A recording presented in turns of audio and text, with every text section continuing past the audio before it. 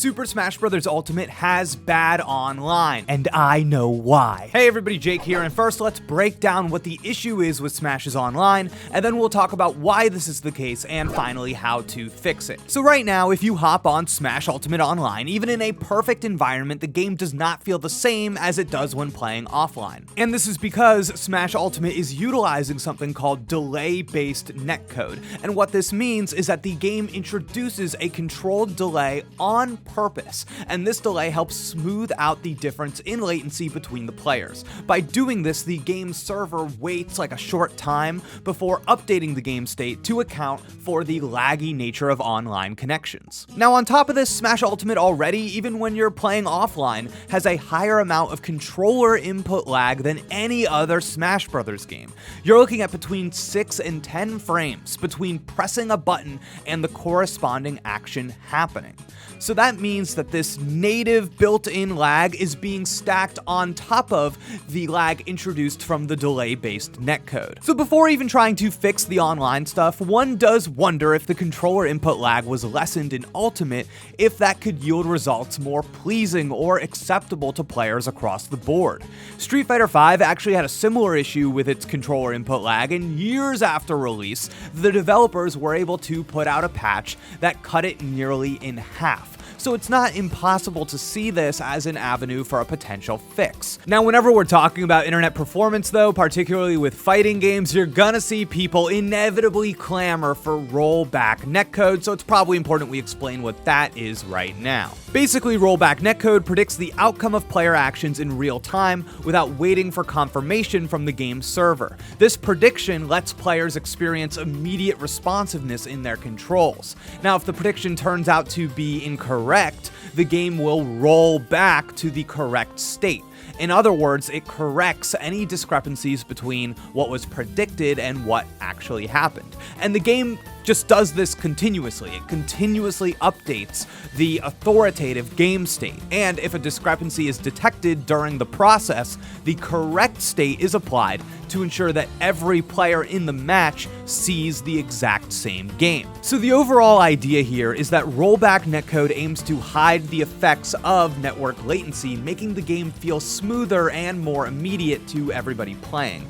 But I should say too that rollback netcode, it's not like a silver bullet, and it's not a switch that you can just turn on. And when poorly executed, it can lead to people experiencing matches like in fighting games where they're like teleporting all over the place and, they keep syncing to that authoritative game state, and that can lead to just a horrible experience all around, again, if rollback is not implemented properly. Now, on the subject of rollback specifically, there's actually a quote from famed Smash Bros. Director Sakurai that has floated around for a while now from his column in Famitsu. Sakurai said, "There are also requests for a rollback method, and we did inspect it during development, but we passed up on it. The side effects were too big." Now, personally, I just don't think we can take this quote to the bank. The side effects were too big, because what is the truth of that? What does that actually mean? Fighting game developers have noted all of the time how hard it is to put rollback into their games, how to actually use rollback in the netcode for their fighting games. It's not an easy task, and I kind of find it hard to believe that Nintendo, optimized and developed a rollback solution for Smash that worked, and they looked at it and they said, no, we're going with the delay-based netcode option on purpose. And I think it is possible that when Sakurai says the side effects were too big, what we're actually talking about has nothing to do with the game's performance, and instead it's like the side effects being too big are like the resources on development, the amount of time, money, energy that it would cost to implement an adequate rollback solution in Smash Ultimate. Those side effects are too big for us. So with all of this in our mind, with all of this swirling around, here's what I am thinking. Smash Ultimate's online is bad, partially because of its netcode, partially because of its innate input lag, but those are just symptoms of the actual problem. The reason why Smash Ultimate's online is bad is because it's not a priority for Nintendo that the online be good. People are always gonna say it, you know what I mean? I'm sure you can find a million videos out there about it right now, how to fix Smash's online, that Rollback would fix it, dedicated servers would fix it, but none of that is going to happen until Nintendo fixes their attitude and fixes their priorities where online gaming is concerned. And the truth is just Nintendo has shown no indication that online is important to them. And really, who am I to say that they are prioritizing the wrong things? Because Smash Ultimate, bad online and all, has sold over 30 million copies, so maybe they are right not to prioritize it. And to be clear here, we know that they're not prioritizing online, not just because the online connection is bad, but because the mode itself is lacking in a way that you just can't ignore. If it's been a minute, let me remind everybody that every matchmaking element is half-baked or feels like an afterthought. It's governed by the rules you select or a GSP system that doesn't mean anything to anybody. It's not a leaderboard, it's just random numbers, it's nothing.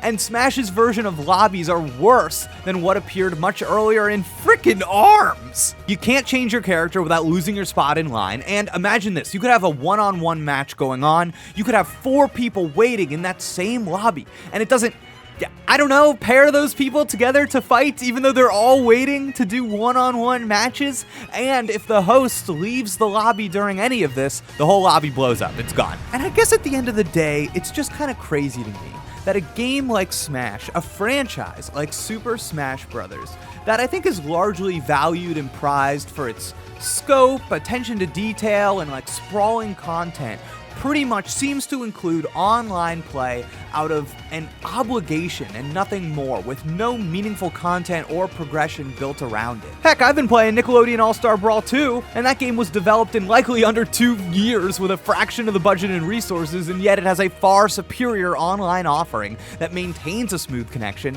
even if you have 4 players competing cross-platform, including Nintendo Switch. Now, why is this? Why is Nickelodeon All-Star Brawl 2's online better than Smash Ultimate's? And this is the crux of the whole thing. This is, I think, where we find the answer to our question.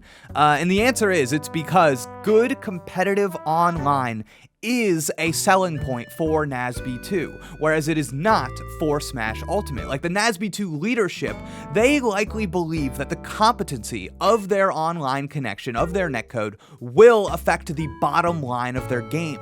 They are courting a modern, competitive fighting game audience, while Smash Ultimate is on the other end of the spectrum, and they know that they don't have to invest in online to sell their game like hotcakes. So yeah, as we're rounding the corner here, Smash Ultimate's online is bad because there's no real incentive, monetary or otherwise, for it to be good. You know, everybody's buying the game anyways, and it seems to me that Nintendo's kind of like professional philosophy with their games is that the quality of their online experience doesn't affect the integrity of the product.